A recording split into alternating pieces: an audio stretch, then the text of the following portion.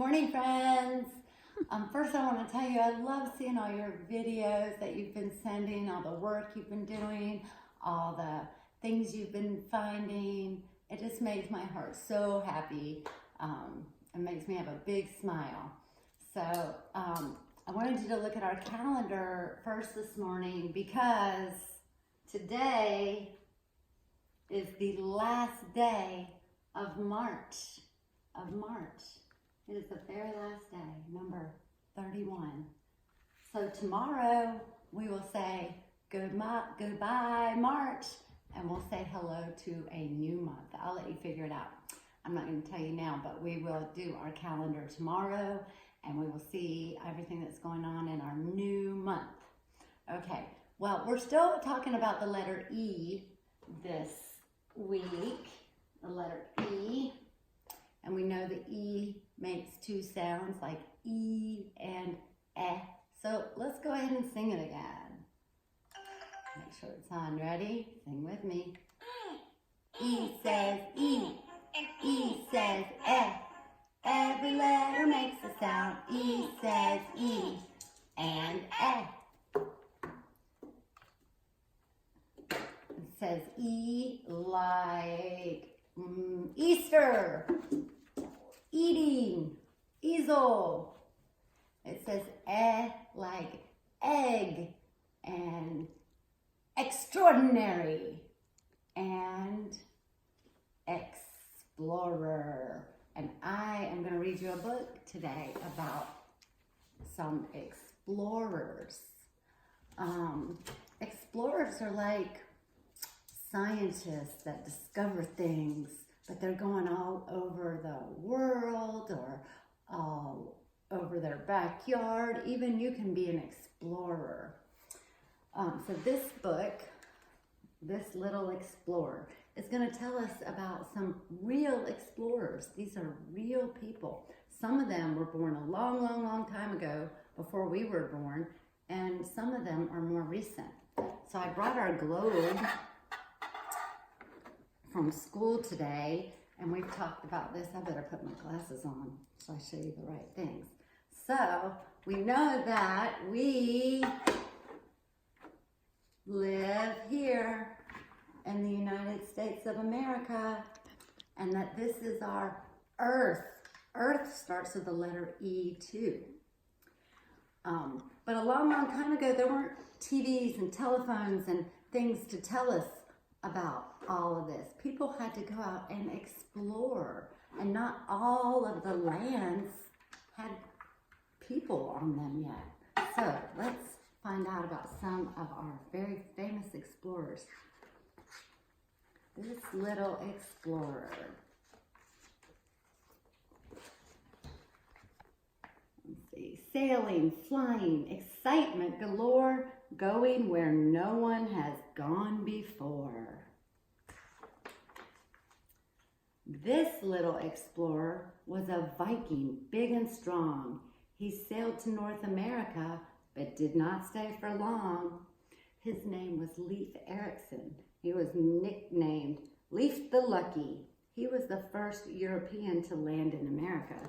So he was the first European, Europe is over here, who came all the way over here and bumped into America. This little explorer went to China with his dad. Then he wrote a book about the adventures that he had. His name was Marco Polo, and he was just a teenager when he left for China. He rode camels, saw wild animals, and met a rich emperor. An emperor, starts with the letter E, is like a king. And China is way over here. Go around, can't do it with one hand. There, this big yellow, that's far from us. Let's see who's next. This little explorer sailed in 1492. He was hunting for gold and other riches too. This is Christopher Columbus. He sailed from Spain in ships named the Nina, the Pinta, and the Santa Maria. He hoped to land in Asia, but bumped into America instead. That's when they didn't know America was here yet. And he sailed and he thought he was somewhere else, but it was really America. This little explorer proved the world was round when others believed it was only flat ground. His name was Ferdinand Magellan, and his ship was the first to sail all the way around the world. Before that, people thought the earth was flat, like a pancake. And they thought that if you walk to the edge, you might just fall off. But Ferdinand took his ship and he started in one spot and went all the way around. And that's when we learned that our earth, our world, is round, like a ball. This little explorer did her very best to lead Lewis and Clark through the American West. Sacagawea was the Native American guide for explorers Lewis and Clark. So when people came to America, our country, this Native American, she took them on a long exploring walk, showed them all the places, and helped keep them safe too. This little explorer was brave and bold. He searched for the North Pole, which was freezing cold. So Matthew Henson and his friend Robert Peary spent many years exploring the icy Arctic at the top of the world. So they went way up here to the North Pole and discovered all the ice and animals and things that were up there. I don't know if they saw Santa Claus though. This little explorer showed what women can do. She did flying tricks and broke speed records too. Amelia Earhart was a famous pilot. She was the first woman to fly an airplane alone across the ocean, all the way across the ocean. And you know, back then when she was flying planes, they didn't have like roofs over their heads. They were open at the top. This little explorer dove deep undersea to study life he had found there and film it for TV. Jacques Cousteau showed fantastic ocean plants and animals in hopes people would protect them. So he explored the oceans and all the plants and fish and animals that live in the ocean. And I bet you can even go on YouTube or Google and see him in real life and see some of his shows. This little explorer was a climbing pro. He hiked up mountains through the ice and snow. Edmund Hillary was the first to climb to the top of Mount Everest. Mount Everest is the tallest mountain in the world, so tall, and it's covered with ice and snow. And he was very brave to go up there and explore it and see what it was like. This little explorer was an astronaut. He walked on the moon and put a flag on the spot. This is Neil Armstrong. He said walking on the moon was one small step for man, one giant leap for mankind.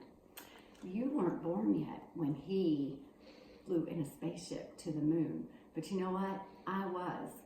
I was only a baby, and my mom put me in a little seat in front of the TV so I could watch it. Don't remember it, but I saw it.